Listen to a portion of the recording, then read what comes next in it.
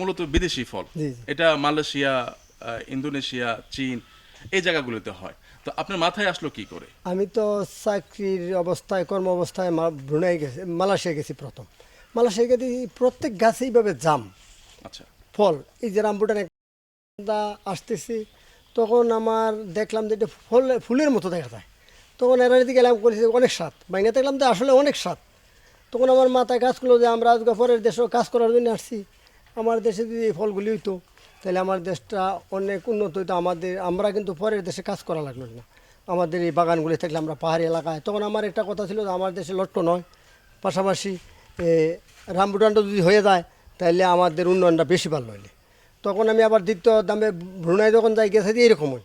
তখন আমার চাকরির শেষে 2 কেজি ফল নিয়ে আসি বাড়িতে, আসে আমার ফ্যামিলির সবাই নিয়ে খাওয়া দাওয়া করে হইলে আমার ওয়াইফ এই জায়গাটায় রোপণ করছে।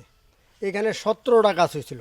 আচ্ছা। হওয়ার পরে আমি বাকিগুলি জায়গায় জায়গায় আঙিনায় লাগাই লাইছি, আর এই গাছটা এইখানেই ছিল।